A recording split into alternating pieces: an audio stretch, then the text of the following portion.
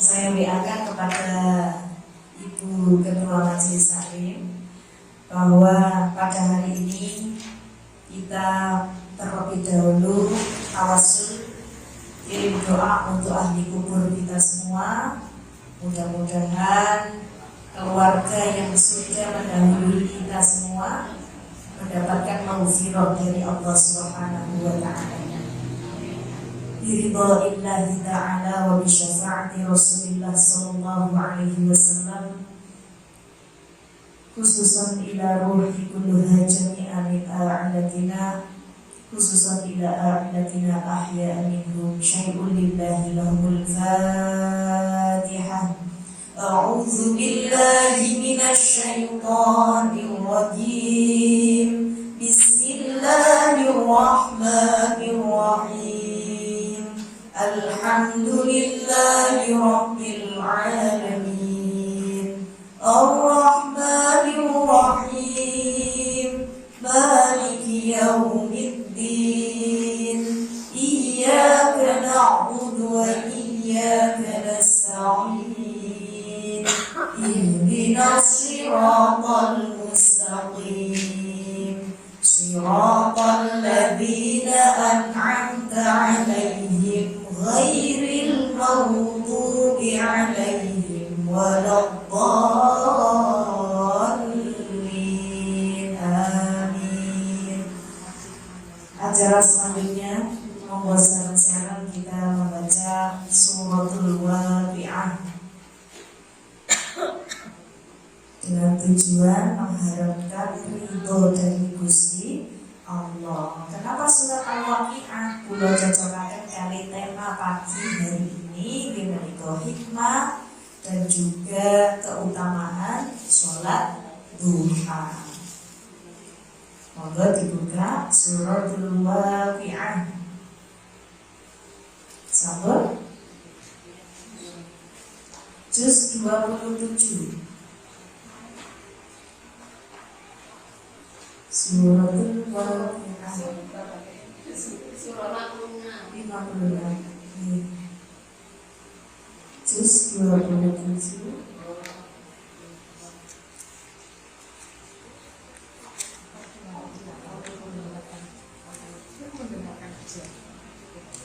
Ini nyuwun cepet napa pelan-pelan? Pelan-pelan.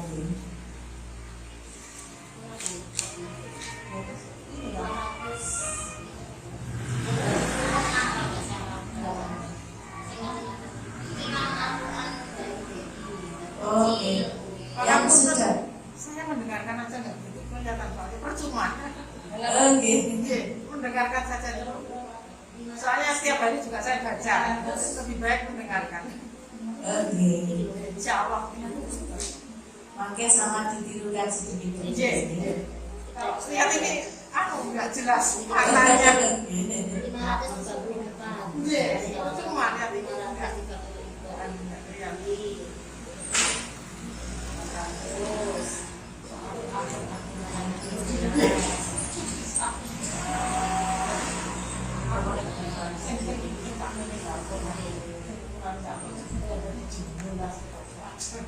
Yang ada terjemahannya.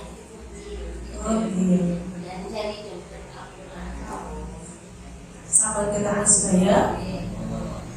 Taqabbal Allahu minna wa minkum taqabbal ya karim. A'udzu billahi minasy syaithanir rajim. Bismillahirrahmanirrahim. Idza waqa'atil waqi'ah laisa liwaqa'atiha kadhibah khafidatun rafi'ah idza rujjatil ardu rajja wa bussatil jibalu bassa fakanat haba'an munbatha wa kuntum aswajan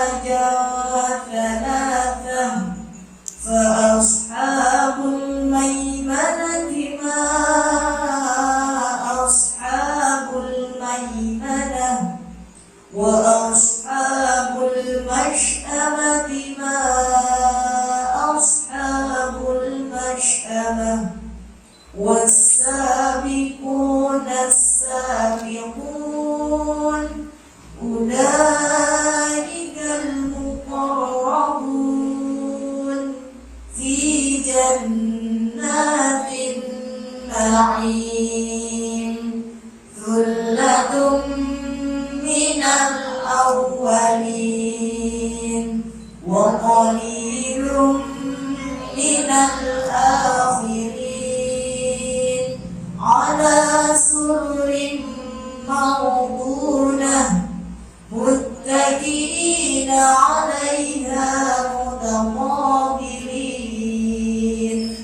يطوف عليهم ولدان مخلدون بأكواب وأباريق وكأس من معين لا يصدعون عنها ولا ينزفون وفاكهة مما يتخيرون ولحم طير مما يشتهون وحور عين كأمثال اللؤلؤ المكنون جزاء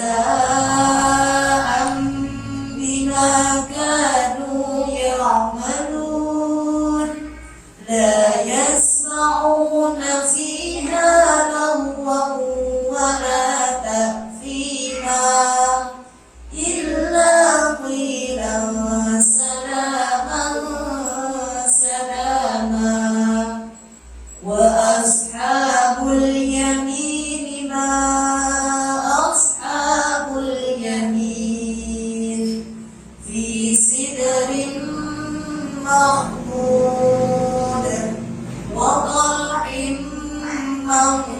ممدود وظل ممدود وماء مسكوب وفاكهة كثيرة لا مقطوعة ولا ممنوعة وفرش مرفوعة إنا أنشأناهن إنشاء فجعلناهن أبكارا عربا أترابا لأصحاب اليمين ثلة من الأولين وثلة من الآخرين وأصحاب الشمال ما أصحاب الشمال في سموم وحميم وظل من يحموم لا بارد ولا كريم إنهم كانوا قبل ذلك مترفين وكانوا يصرون على الحنث العظيم وكانوا يقولون أئذا متنا وكنا ترابا وعظاما أئنا لمبعوثون أوآباؤنا الأولون قل إن الأولين والآخرين لمجموعون إلى ميقات يوم معلوم ثم إنهم أيها الضالون المكذبون لآكلون من شجر من زقوم فمالئون منها البطون فشاربون عليه من الحميم فشاربون شرب الهيم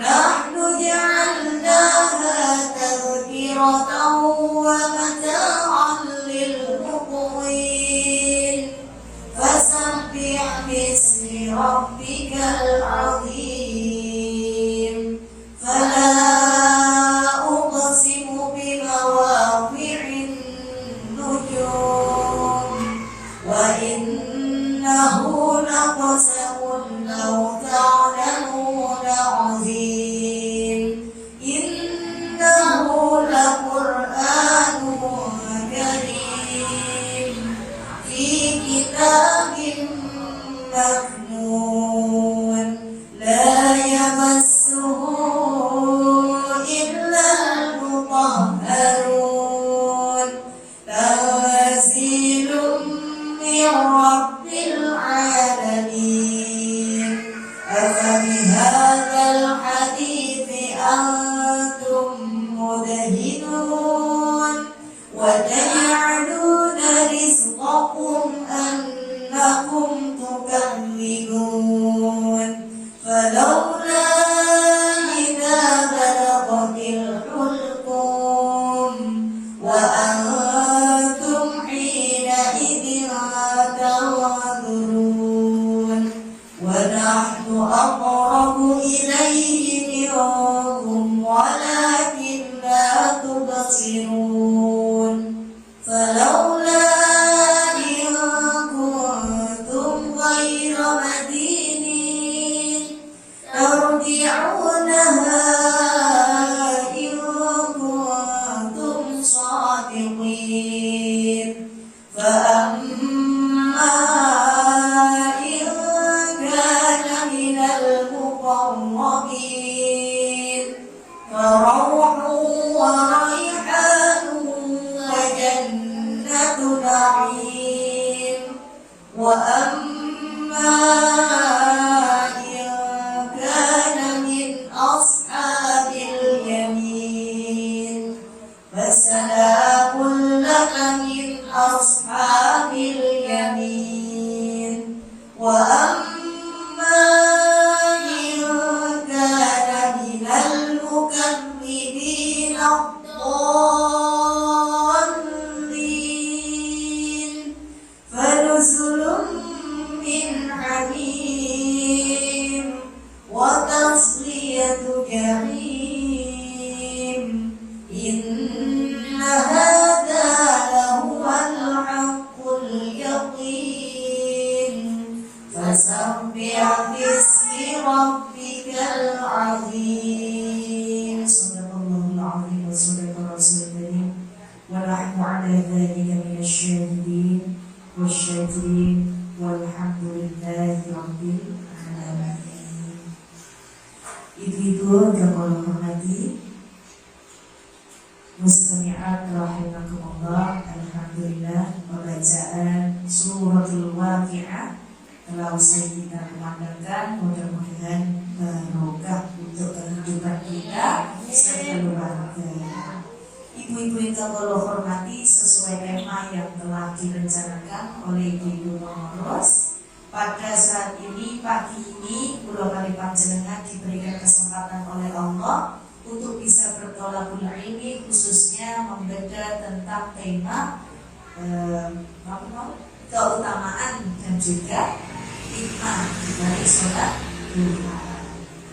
Sebelum ke situ, panjenengan tadi sudah sholat duha apa boleh? Sampun, alhamdulillah. Saya sedikit membawakan tema ini sesuai hadis Rasulullah Muhammad Sallallahu Alaihi Wasallam melalui sahabat-sahabat beliau dalam kitab Fathul Mu'in. Jadi saya bawakan kitab Fathul Mu'in ini sebagai rujukan dan sandaran dari tema pada pagi hari ini. Ibu-ibu yang hormati, perlu diketahui asbabun nuzulnya. Nanti awal mula adanya sholat duha akan saya ceritakan sedikit di sini. Kemudian selain itu alasan kenapa kita harus istiqomah sholat duha, agar semakin giat semangat ibadahnya. Monggo silakan disaksikan pariwara berikut ini. Bismillahirrahmanirrahim. Qala al-mu'allif rahimahullahu ta'ala wa nafa'na bihi wa bi'ulumina wa 'ulumikum wa 'adada 'alaina min barakatihi fid dharain. Amin. Ada ya? Itu doa agar kita mendapatkan barokah dari yang mengarang kitab ini. Sinten sing ngarang kitab Fathul Mu'in inggih menika niki sudah diterjemahkan ya ke dalam bahasa Jawa. Ya sini Syekh Zainuddin rahimahullah ta'ala. Ibu-ibu yang kalau hormati, saya mulai. Bismillahirrahmanirrahim. Wa yusinu boleh, wa yusanu juga boleh. Wa yusanu lan sunatakan. Paham ya bahasa Jawa? Sama saya translate Indonesia ya. Wa yusanu dan disunahkan. Apa yang disunahkan? Ad-duha, yaitu salat duha. Liqaulihi ta'ala, krana dawuh Gusti Allah Ta'ala, karena mengacu pada firman Allah Ta'ala dalam Al-Quran surat Shad ayat 18 yang berbunyi, A'udzubillahi minasyaitonirrajim. Bismillahirrahmanirrahim. Yusabbihna bil 'ashyi wal isyraq, yang artinya yusabbihna padha maca tasbih apa gunung-gunung sing enten nang permukaan bumi, bil 'ashyi ing dalem mangsa sore, wal isyraq lan mangsa isuk. Nah, asbabun nuzul dari Al-Quran surat Shad ayat 18. Jadi gunung-gunung itu seluruh alam di permukaan bumi kalau pagi berzikir kepada Allah, kalau sore berzikir kepada Allah. Ini diceritakan dalam Al-Quran. Yusabbihna bil 'ashyi wal isyraq. Jadi yang bertasbih itu gunung-gunung di sini, tumbuh-tumbuhan, gunung-gunung, binatang yang ada di muka bumi, burung-burung berkicauan, semua itu berzikir kepada Allah. Asbabun nuzulnya yaitu diceritakan dari kisah Nabi Daud alaihissalam. Nabi Daud niku nabi yang menurunkan kitab apa? Yang punya mukjizat kitab apa? Zabur. Nabi Daud niku punya kitab Zabur yang diberikan mukjizat kitab Zabur, yang mana beliau mempunyai kelebihan suara yang sangat indah untuk melantunkan kitab Zabur itu, sehingga menarik seluruh umat pada waktu itu untuk mengikuti ajaran Nabi Daud. Saking enaknya suaranya Nabi Daud itu, setiap Nabi Daud melantunkan kitab Zabur itu ditirukan dengan kicauan burung-burung. Dikisahkan dalam Al-Quran ini, kicauan burung-burung pun ikut berzikir kepada Allah.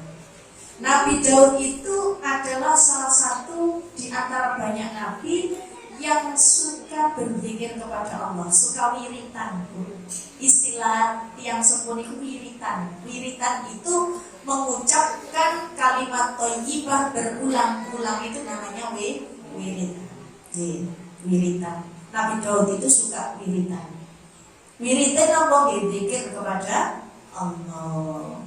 Kalaupun sepuh-sepuhnya teriki nganggur-nganggur sampai tunggu ibu tuh macam pikir-pikir subhanallah walhamdulillah wala ilaha illallah wallahu akbar. Ngene niku namine wiritan boten pisan tok, nek wiritan nggih terus nggih. Selagi lisan ini masih bisa basah dengan air liur kita bisa berzikir kepada Allah.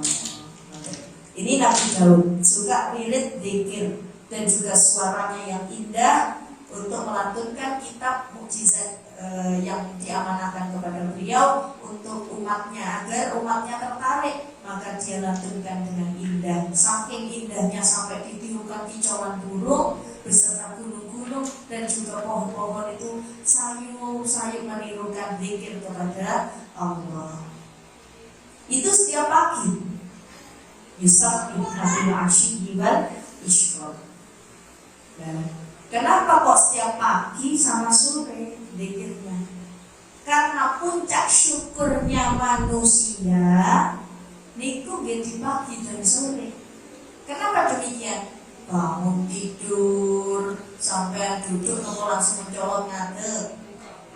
Mau mencolot? Keliren soalnya mencolot. Bangun tidur ibu-ibu niku langsung bangun, mesti pemanasan dulu. Duduk dulu, ngeluruskan dengkule, terus mancing sini, berselan. Kadang yang cepot-cepotin krosong ya, dan dengkule dijekoi, terus berdiri. Nah ini ibu-ibu Saya itu. loh, guys. Yang penting. Lah ketika itulah kita bersyukur, alhamdulillah. Nek doa anak ini alhamdulillahilladzi ahyana diurip pemale kali Gusti Allah. Ba'dama amatana saman tune mati suri niku wa ilaihi nusyur. Nah, alhamdulillah saged hidup lagi. Siap erong tasik mampu. Nggih, mampu sebuah kali. Dicoba tak jiwit. Sik terus. Nah, ketika itulah ada yang namanya isyraq. Isyraq itu kalau batasan hari di mana matahari keluar dari ufuk timur itu sudah isyraq. Ketika sudah satu tombak tingginya matahari, masuklah waktu sholat duha. Ngerti nggih? Nah, ini olah ngendika atau berkata. Siapa yang berkata? Ibnu Abbas. Sholatul isyraqi utawi sholat ing dalem mangsa isu iku sholatul duha, iku sholat duha. Rawa kang meriwayatkan. Siapa yang meriwayatkan? Syaikhani an Abi Hurairah, yaitu Syekh Abi Hurairah radhiyallahu anhu. Ola ngendika berkata, ausoni paring wasiat ing ingsun. Siapa yang memberikan wasiat kepada Abu Hurairah? Al-Khalili, yaitu kekasih ingsun, kekasihku. Siapa kekasihnya Abu Hurairah? Yaitu Nabiullah Muhammad sallallahu alaihi wasallam. Apa yang dibicarakan kepada Abu Hurairah? Yaitu bisalasin kelawan telung perkara siyami salasati ayyamin, yaitu poso 3 hari, puasa 3 hari, min kulli syahrin, dari saben-saben bulan. Setiap bulan itu Kanjeng Nabi Muhammad SAW puasa 3 hari. Dalam 1 bulan itu puasa 3 hari. Rok'atain lan rakaat ad-duha ing salat duha. Wa an utira lan salat witir qabla an anama ing saderenge mapan di film. Ini Kanjeng Nabi. Jadi Kanjeng Nabi itu suka istiqomah puasa 3 hari dalam 1 bulan, dan juga sholat duha 2 rakaat setiap pagi, kemudian sholat witir 2 rakaat sebelum tidur. Ini yang diriwayatkan Abu Hurairah. Kemudian warawalan meriwayatkan juga siapa? Abu Dawud, ini Imam Abu Dawud. Annahu sak temene annahun Nabi sallallahu alaihi wasallam sak temene Kanjeng Nabi Muhammad sallallahu alaihi wasallam iku sholat sing dinten Kanjeng Nabi subhanat duha ing sholat duha. Ai sholataha yaitu sholat duha tadi sebanyak berapa? Thamaniyata raka'atin yaitu 8 rakaat. Wasallama lan salam Kanjeng Nabi min kulli raka'ataini saking saben-saben rakaat. Wa aqalluha lan minimal utawa luwih titik paling sedikit ing sholat duha iku rakaatani 2 rakaat wa aktsaruha 8 dan paling banyak atau maksimal yaitu 8 rakaat. Jadi sholat duha yang disunahkan oleh Kanjeng Nabi itu adalah maksimal 8 rakaat, minimal 2 rakaat. Kalau 8 rakaat setelah dapat 2 rakaat salam, 2 rakaat lagi salam lagi, 2 rakaat lagi salam lagi, 2 rakaat lagi salam lagi, total keseluruhan 8 rakaat. Paham ya? Iku Kanjeng Nabi minimal 2 rakaat. Nek saya ini menyarankan jamaah semua untuk melaksanakan 2 rakaat, sing penting istiqomah daripada banyak rakaat tapi bolong-bolong boten istiqomah. Nek tanggal 6 akas sholate nggak pakai diingatkan, balik tanggal 2 sanggup sholate soalnya super Kayak sumpah rajin. Nah, begitu bahagia lupa. Tapi saya sumpah terus ya. Alhamdulillah berarti sholatnya rajin terus. Jadi cuma pada punten yang paling sholat itu kalau saya jujur subuhnya itu kadang-kadang. Subuh itu memang ujiannya besar tapi pahalanya juga besar. Dan di Wasiatul Mustafa juga dijelaskan kan, kalau kita tidak dianjurkan untuk tidak tidur setelah sholat subuh, karena di waktu itu adalah waktu mustajabahnya doa. Nek panjenengan memperbanyak berdoa setelah sholat subuh, tidak dibuat tidur lagi. Nah, insya Allah doa itu mustajabah. Nanti, jadi itu tadi tentang apa? Sesuatu yang dilakukan dalam sholat duha yang disunahkan oleh Kanjeng Nabi. Minimal 2 rakaat, maksimal 8 rakaat, masing-masing salamnya 2 rakaat. Salam 2 rakaat salam. Suratnya apa? Surat rakaat pertama disarankan membaca surat Wadduha Wallaili idha saja Ma wadda'aka rabbuka wa ma qala. Dari ngafal boleh surat sing hafal sak ngerti. Kalau hafal dibaca.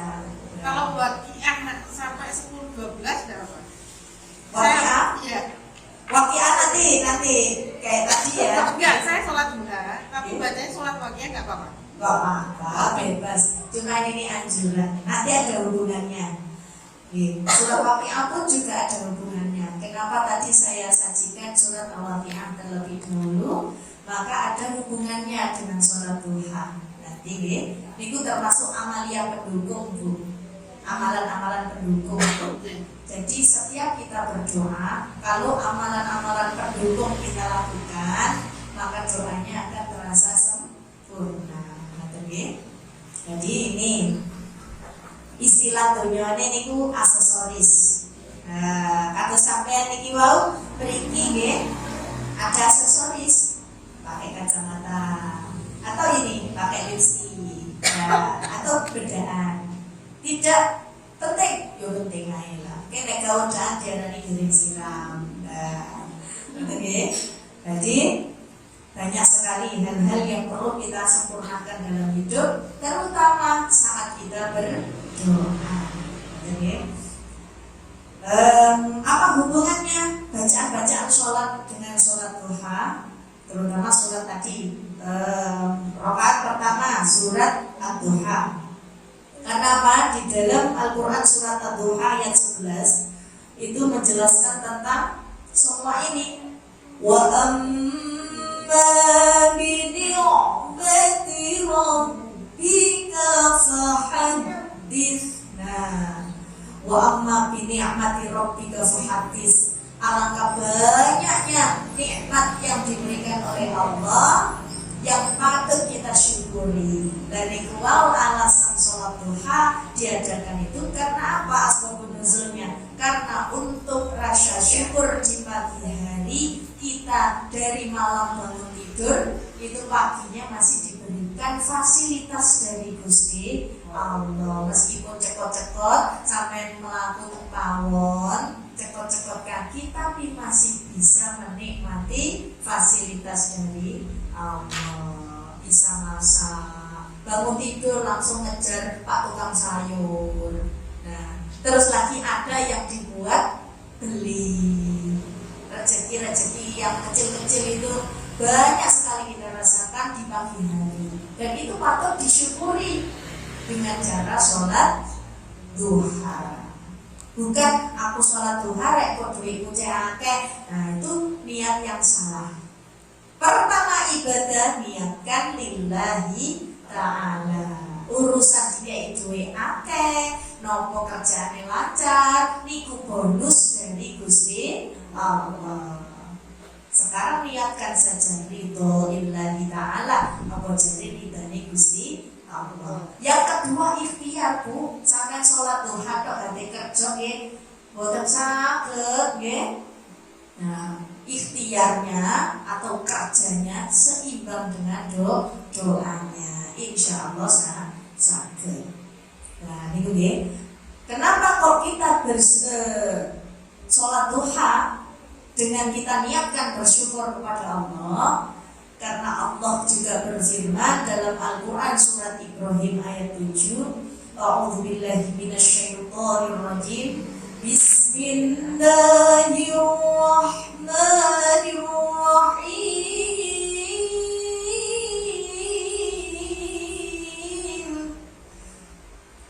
Wa idh ta'adzana rabbukum la'in syakartum la'azidannakum wa la'in kafartum inna 'adzabi lasyadid.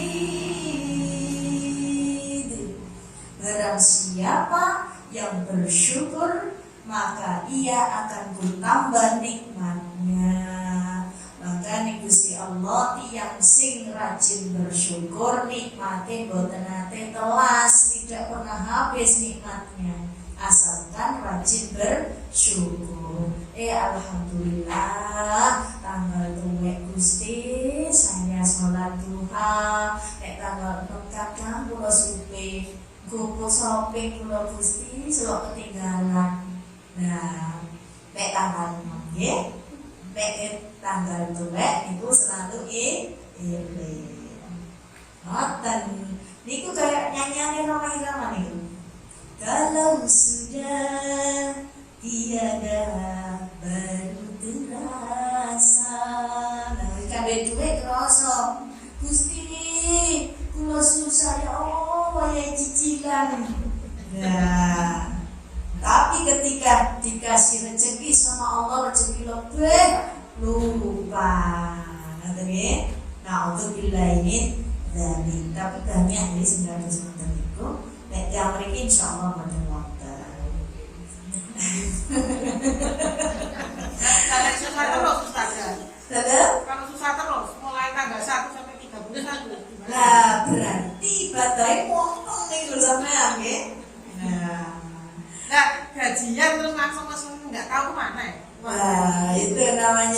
kebutuhan. Nah, makmulon ini sekarang lebih ditata lagi, madan mugi rezekine saged barokah. Rezeki barokah itu selalu manfaatnya banyak sekali. Berarti rezeki jenengan barokah, bermanfaat untuk banyak banyak orang, misalnya keluarga jenengan banyak. Rezeki kok menarik bayaran, gak ngerasa 16 Itu bayar utang. bayar hutang. Mudah-mudahan hutangnya cepat lunas. Amin. Tapi juga niatnya lillahi ta'ala. Urusan lunas itu kan bonusnya dari Allah. Ternyata menang-menang tang itu sampai kecebloan rezeki saprese kabang. Lo nggak tahu itu ceblok dari mana ya. Ternyata pas cerita cinta aku ini tau orang dijewet ternyata belum ngipi. Nanti deh, mana mungkin kenyataan nih. Amin. Jadi wairiyah nasib, tapi yaitu doanya harus benar-benar digenjot lagi. Doanya sedikit tapi mintanya banyak.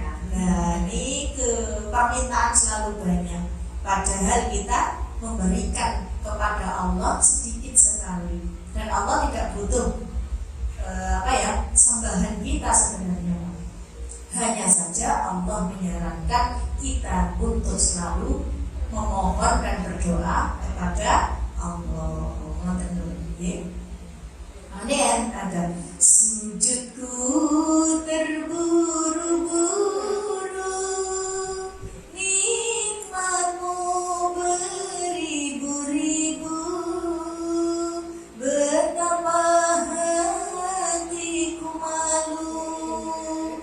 Ya Allah, berikan takdir sebelum nafas berakhir, tersenyum menyebut Allah, mati husnul khatimah.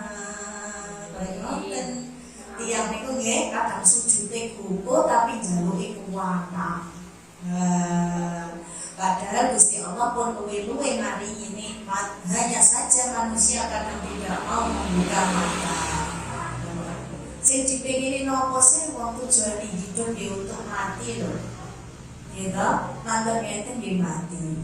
Mati ya boten saged hidup malih. Kesempatan cuma satu kali. Mamula kerja harus memperbanyak amalan-amalan sholihah, karena kita tidak tahu kapan Allah menutup usia kita. Kalau bisa menutup usia dengan menyebut asma Allah dalam lebih-lebih dalam melaksanakan amalan sholihah. Pas kaji sedo, pas jamaah sedo, pas wayai wiritan sedo. Niku sing diarepake. Boten pas wayai rasan-rasan tonggo, moro-moro dicabut nyone. Utawa pas wayai ngrasani tonggo keseletan itu. Nah, utawa ambek ngerumpi ambek besti-besti nonton niku. Ambek mak gorengan, lah kok ketemu tote. Nah, nonton niku. Nauzubillah dari mudah-mudahan ibu-ibu semua selalu mendapatkan kesempatan baik dari Allah, bisa memperbanyak amalan sholihah dan nantinya husnul khotimah. Wallahu a'lam bishawab. Oh, sedikit, sedikit nanti dikasih pertanyaan dan konsultasi. Monggo menawi ada yang konsultasi, beda diri, curhat, pertanyaan dan lain sebagainya. Monggo. Untuk waktu sholat duha yang paling afdal itu jam pinten bisa dan? Waktu sholat duha yang paling afdal itu matahari sudah setinggi tombak. Setinggi tombak itu saat ini kalau jam Indonesia mungkin jam 9, jam 8 lah. Ibu kan beda musim matahari beda tingginya. Kalau musim panas gini matahari kalau pagi kan dingin ya, saat ini kan dingin, berarti siapnya panas. Nah, waktu itu kalau dingin berarti mataharinya jauh. Ketika matahari jauh itu pandangannya itu juga jauh. Kalau sekarang musik ini mungkin jam 8:30. Kalau di dalam kitab diterangkan setinggi 1 tombak acuannya. Berarti jam 9 yang paling baik. Paling baik jam 9. Padahal kadang-kadang saya jam 6, jam 7 gitu. Boleh, nggak apa-apa. Itu tadi wal isyraq, setelah perbatasan hari, keluarnya matahari, sudah 1 tombak, jam 6:30, jam 6, beda wilayah kan beda itu, gitu. Kalau mendekati sekalian kok sholat dulu tak sampai nunggu tak sholat duha dulu wes gitu. Tidak apa lagi. Biasanya habisnya jam 11. Oh, terakhir itu jam 11 Jam siang. 11. Ketika matahari sudah gelincir, bahasa Jawanya gelincir itu sudah sejajar dengan tubuh kita. Caranya gampang, Bu. Sampai letakkan botol di bawah terik matahari. Kalau botol itu sudah nggak ada bayangan, sudah habis waktu sholat duha. Oke. Masuklah sholat zuhur. Gampang, itu namanya 1 tombak tadi. Atau sampai letakkan tuh ada 1 tiang kecil, kayak tiang pramuka atau tongkat pramuka, sampai salep depan rumah berdiri. Nanti kalau memang matahari dari timur yang tongkat ini ukurannya bayangan dengan tinggi tongkat sama, itulah masuk sholat duha. Bulan kemarin. Caranya, kalau yang menurut kitab satu tombak itu tadi, sampai punya tongkat pramuka, sampai taruh di depan rumah, yang sekiranya kena sorotan matahari dari timur. Ketika bayangan tongkat itu ukurannya sama dengan tinggi tongkat, maka itu masuk sholat duha. Namanya itu setinggi tombak. Kalau hilang bayangan berarti hilang waktunya. Iya, kalau sampai taruh botol di bawah terik matahari kayak gitu, nanti bayangannya nggak ada, itu kan namanya gelincir. Matahari sejajar dengan tombak, itu namanya habislah sholat duha, masuklah sholat zuhur. Tapi sing eco ngeten, sampean waktu beres-beres rumah, bersih-bersih, cuci-cuci, kora-kora, mandi sudah suci semua, wudu, langsung sholat duha. Suami berangkat kerja, anak berangkat sekolah, langsung sholat duha. Gitu. Itu yang paling tenang ya tuh pikiran. Mak sudah nggak pikiran kompor, udah nggak pikiran cucian, ya kan, deh. Tapi dia malah fokus untuk beribadah, nirakati anak cucu, mendoakan anak sama suami. Mudah-mudahan yang sekolahnya lancar, yang kerjanya lancar. Karena doa perempuan dinanti-nanti oleh keluarga. Ada pertanyaan lagi? Ini menyambung dengan Ustaz yang barusan, Mendoakan suami dan anak. Betul. Paling bagus kirim Al-Fatihah untuk suami dan anak-anak itu berapa kali? Untuk kali itu doa itu nggak dibatas sih sebenarnya. Menurut saya, karena saya pernah dengar dari Ustaz yang paling bawah katanya ada 40, tapi ada yang semampunya seberapa, katanya gitu. Ya. Yang menurut Ustaznya bagaimana? Jadi kalau niat kita hanya sekedar kirim Al-Fatihah, untuk apa? Gitu. Misalnya Allah, aku kirim Al-Fatihah anakku rodo beli busi, tak kirim Al-Fatihah anak jaban bayi artinya anakku si fulan a disebut namanya, akhirnya Al-Fatihah setiap setelah sholat. Boleh. Kalau pengen dirakati, nah tak tirakatan ini anakku cek keterima di universitas ini, tesnya mudah, terus ABCD banyak, ada hajat, barulah itu boleh kita perbanyak sebanyak mungkin, karena namanya tirakat. Yang namanya tirakat itu artinya meninggalkan sesuatu yang enak-enak deh, maksudnya yang berbau enak-enak. Tirakat aku mengurangi tidur, gak tidur dulu. Tirakat mengurangi makan, aku buat puasa. Tirakat mengurangi tidur, buat sholat malam. Tirakat aku mengurangi ngerumpi, misalnya yola aku menyendiri aja lah buat sholat itikaf di masjid. Nah, dan banyak sekali amalia sebenarnya untuk ibu-ibu, misalnya mendoakan anak suami.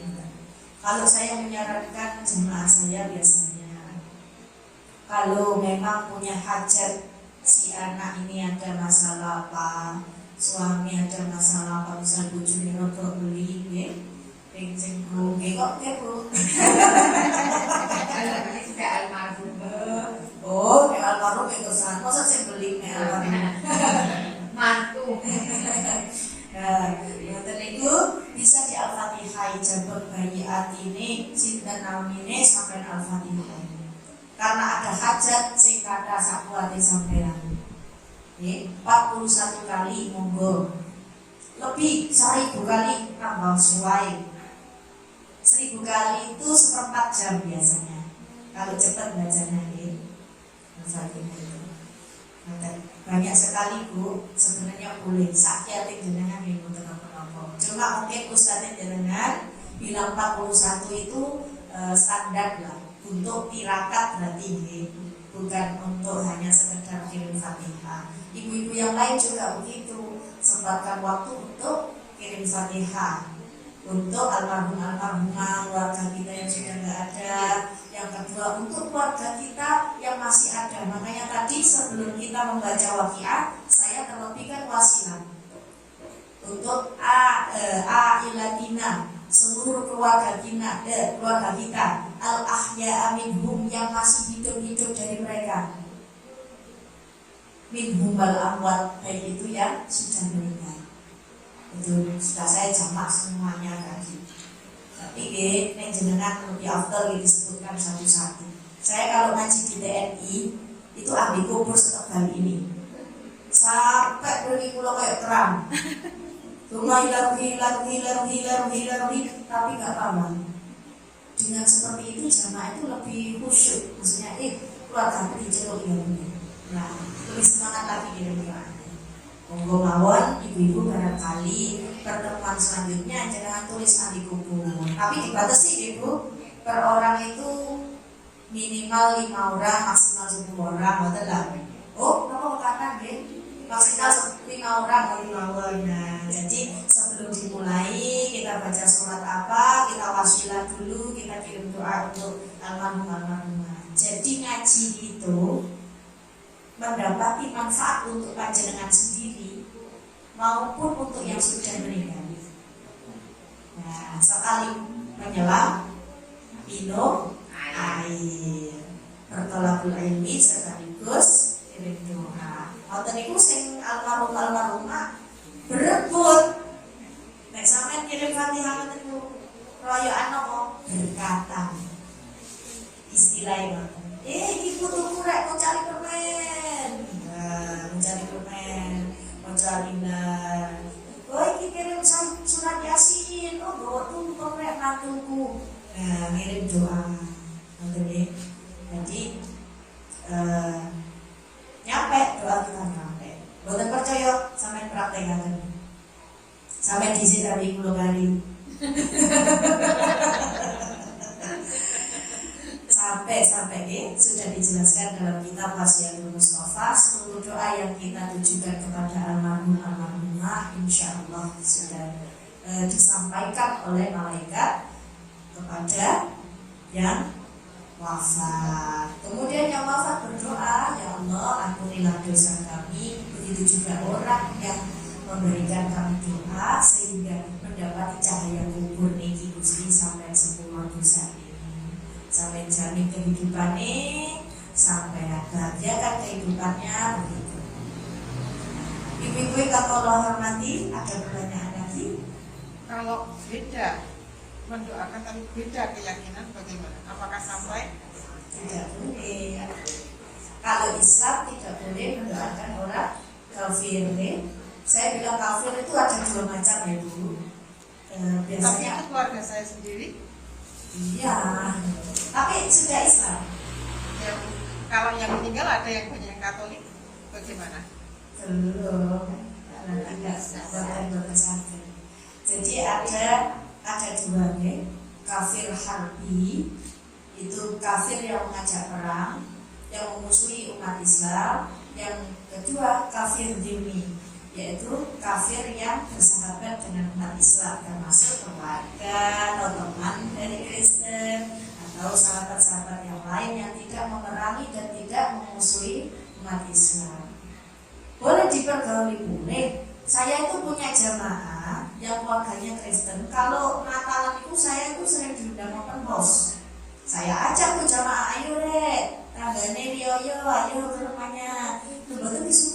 Babi boten lontong kikil sapi.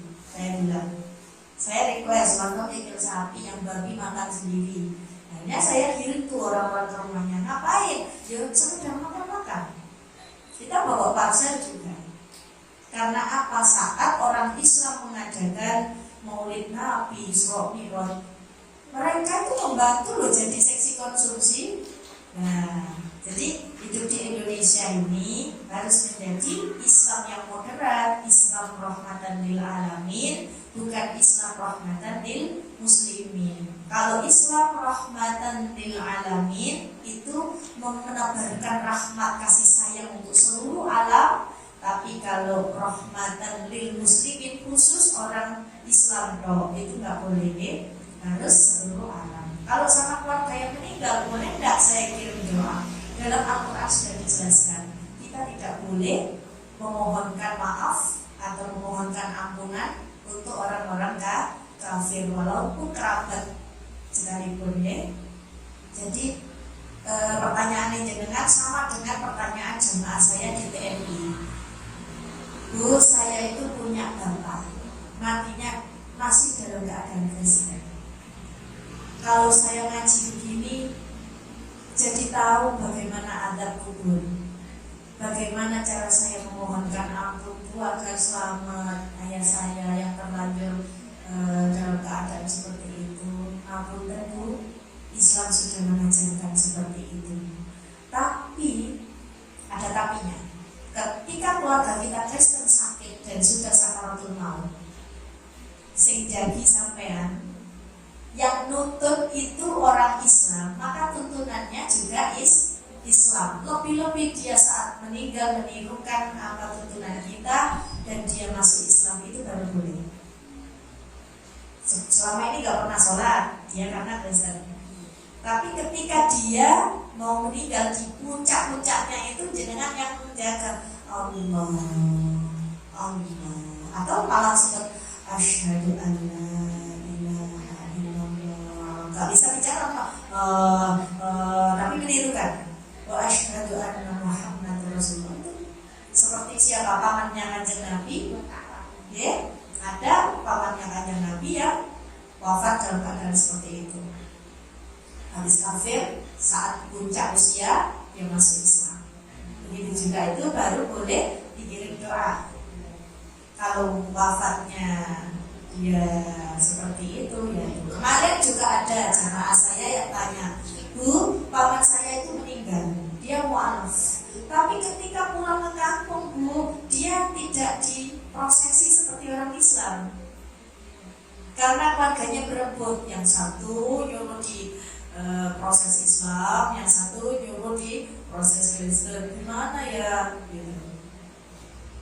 Saya bilang, Kak, dia sudah dimandikan, sudah, tapi tidak dikafani, ya sesuai Kristen gitu. Gimana Bu? Bisa lanjut nggak apa-apa.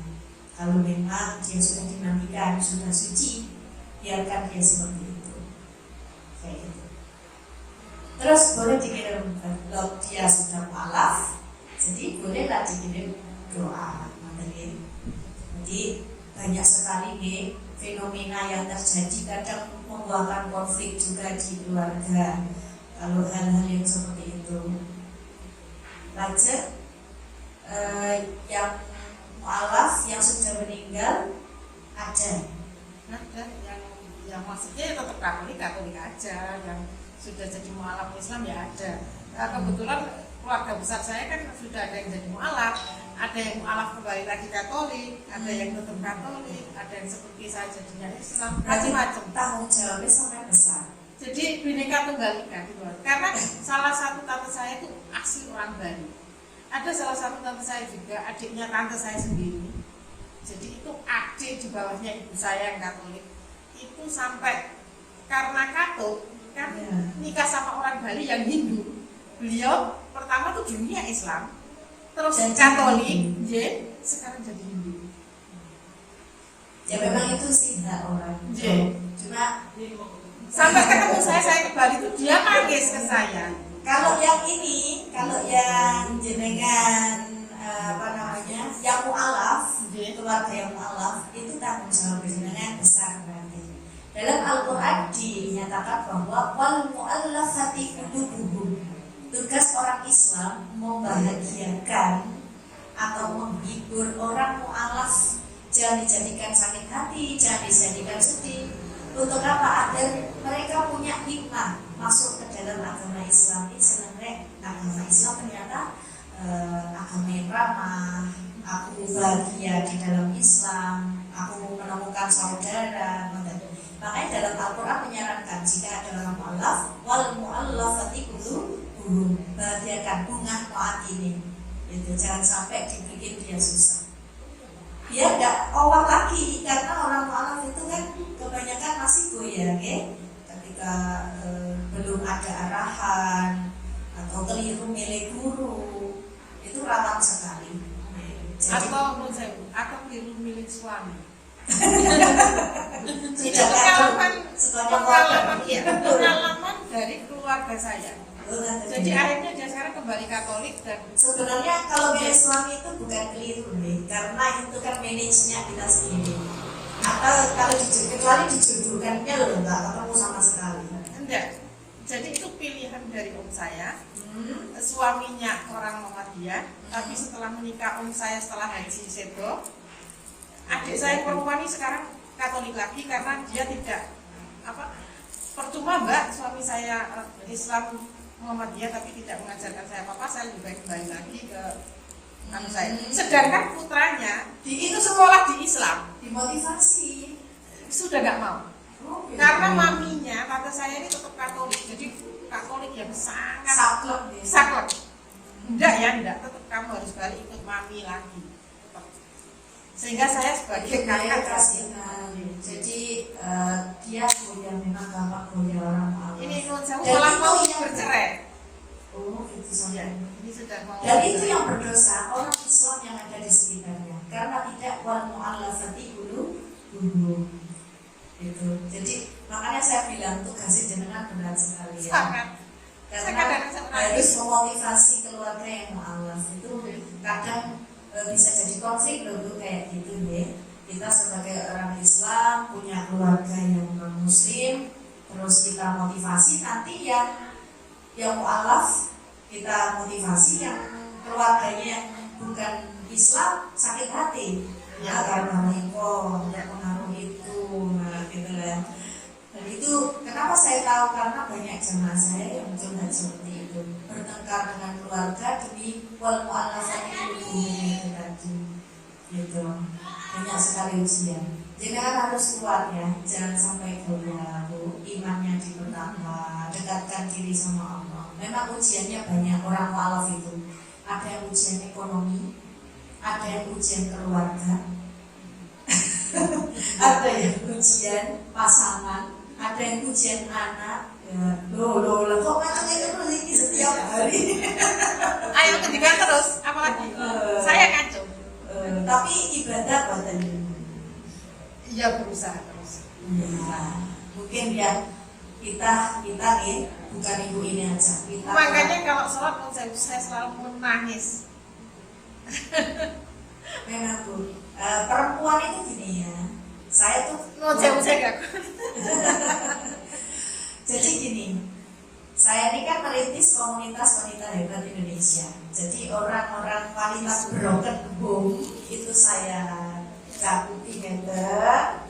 Orang yang broken home perempuan khususnya. Nah itu saya buatkan komunitas untuk curhat online biasanya. Kadang itu tidak puas online, datang ke rumah saya untuk curhat, saya jadi pendengar setia. Jadi saya belajar dari masalahnya orang-orang yang seperti itu. Saya kalau seminar di acara itu selalu saya bilang, wanita itu berarti seperti tembok. Wanita itu berarti seperti tembok, ketika dipaku sama paku yang sangat panjang, terus pakunya dicabut, masih ada sisa lubang di situ yang membekas, betul? Meskipun ditempel, bekasnya masih ada. Itu hatinya perempuan. Makanya kalau ibu-ibu itu kalau nggak diuji anak, pasti diuji bojo. Kalau nggak diuji bojo, diuji duit. 3 ini yang membuat perempuan panjang umur. Duit, bojo, anak. Amin. Saya aminkan. Oke, kekuatan perempuan itu. Keempat, hutang. Terkadang bojone setia, ekonomi rada ruwet, anake bodoh. Terkadang anake solid, bojone ndablek, gak duwe duit pisan. Lengkap. Terkadang anake solid, bojone solid, gak duwe duit. Nggih, melarat. Kadang tiga-tigae nggih enten. Niku Gusti Allah dawuh, la yukallifullahu nafsan illa wus'aha. Allah tidak akan menguji hambanya tanpa kesanggupannya. Nek panjenengan diuji sama Allah, berarti panjenengan termasuk orang yang sanggup. Gusti Allah itu enggak ngawur-ngawur uji orang itu. Jenengan diuji ngaten wau Bu, komplit.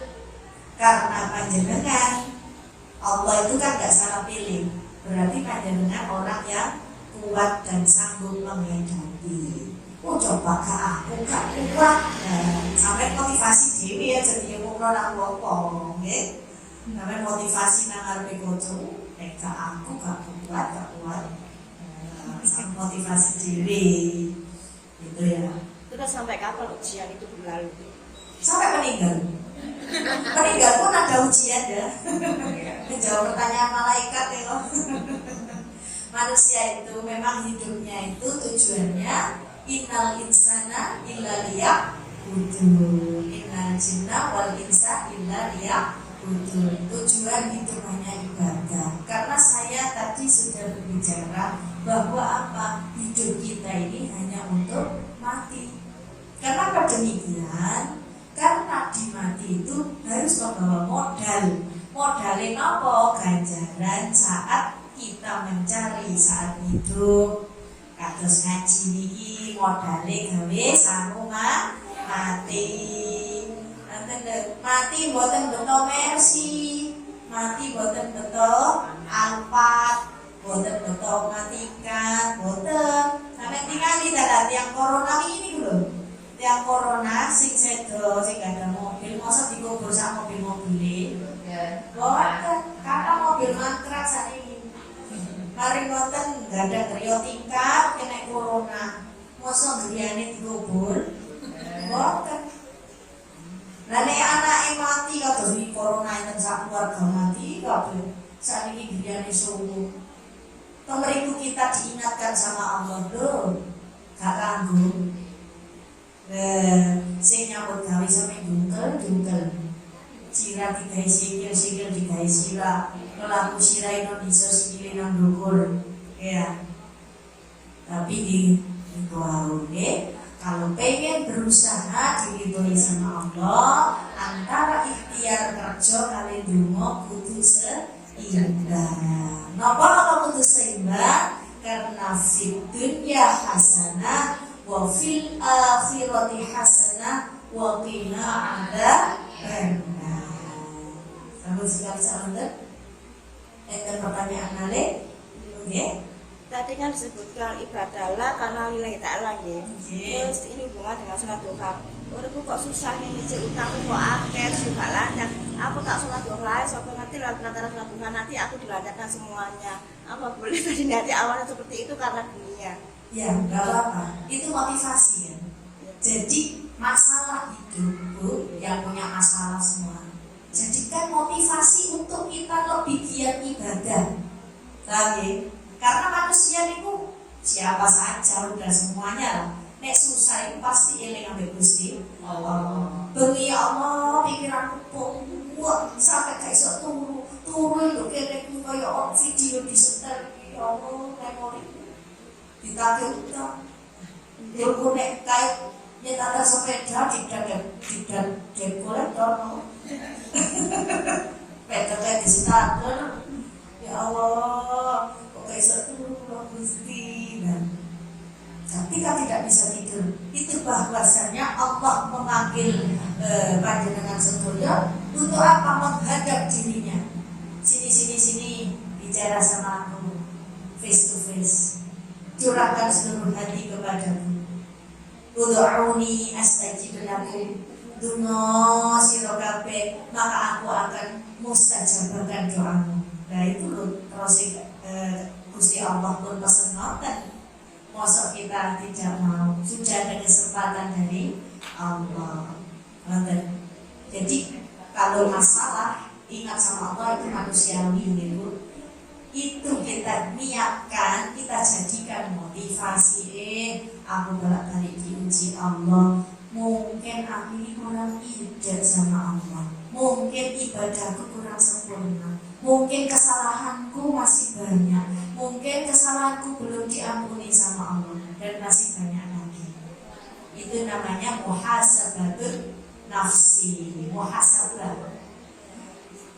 itu apa? Introspeksi diri. Jadi banyak sekali dari kita yang masih punya masalah. Mbah-mbah yang hidupnya lebih lama daripada kita, pengalamannya juga lebih banyak, pasti sudah hafal kalau lika-liku hidup itu gak selamanya enak. Kadang enak sedih loh, sarone suwi. Nah ini sejarah-sejarah yang tertinggal ini mbah-mbah ini sepuh-sepuh ini. Pulau ini lari ngelongi. Nah anak-anak yang kemarin aja masalahnya banyak, apalagi yang sudah sepuh. Nah pulau sakit ibu wayahe nyelengi modal di dalam kehidupan selanjutnya. Ini kehidupan teng akhirat. Nek boten nate nyelengi modal teng akhirat dados kene. Boten ada temriko miskin, boten enten sangune belas. Nggih napa boten? Boten mriki gak tahu kerja, gak tahu amalan sholihah. Ngoten lho, sakniki kula kali panjenengan teng majelis taklim ngenten iki. Apa maneh nek istiqomah niku minangka samu damel modal hidup di kehidupan selanjutnya. Ini kok kehidupan akhirat. Nanti Ibu ada pertanyaan lagi. Bagaimana? Kalau tutup kalian sholawat, kemudian saya tutup dengan doa. Nanti mugi kula kali panjenengan sedaya saged istiqomah nggih. Nanti niki diniataken liridho illahi ta'ala. Syai'ul Fatihah.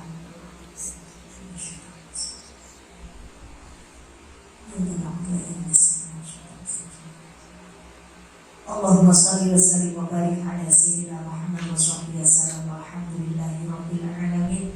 Allahumma inna nas'aluka salamatan fid din wa 'afiyatan fil jasad wa ziyadatan fil 'ilmi wa barakatan fil rizqi wa taubatan qabla al-maut wa rahmatan 'inda al-maut wa maghfiratan ba'da al-maut.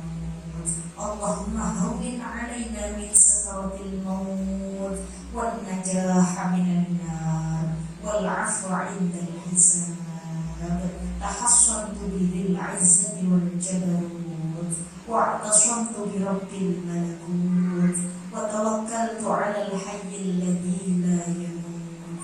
Isrif 'anna hadzal bala, isrif 'anna hadzal bala, isrif 'anna hadzal bala wal waba wal qahta wat ta'un innaka 'ala kulli syai'in qadir wa lil ijabati jadir innaka 'ala kulli syai'in qadir.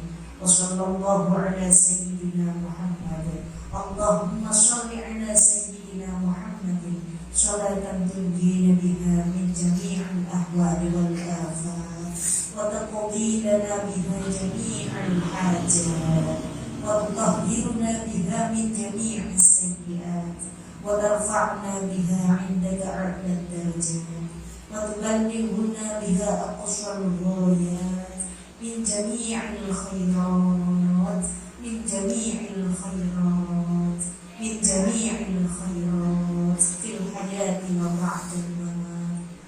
اللهم إن الدعاء دعاؤك والبهاء بهاؤك والجمال جمالك والقوة قوتك والقدرة قدرتك. اللهم إن كان رزقا في السماء فأنزله وإن كان في الأرض فأخرجه وإن كان معسرا فيسره وإن كان حراما فطهره وإن كان بعيدا فقربه بحق دعائك وجمالك وقوتك وقدرتك آتيه ما آتيت من عبادك الصالحين. ربنا آتنا في الدنيا حسنة وفي الآخرة حسنة وقنا عذاب النار.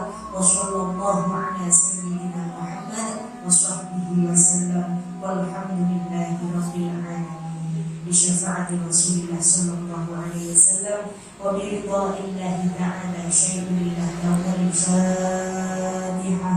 أعوذ بالله من الشيطان الرجيم.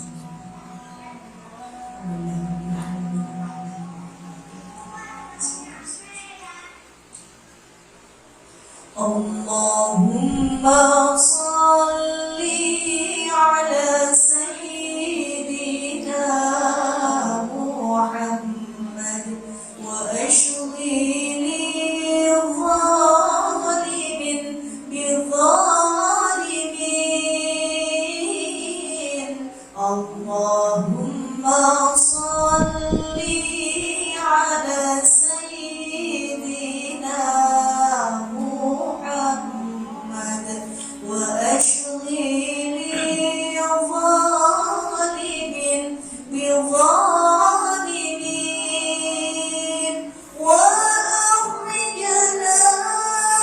من بينهم سالمين. وعلى آله وصحبه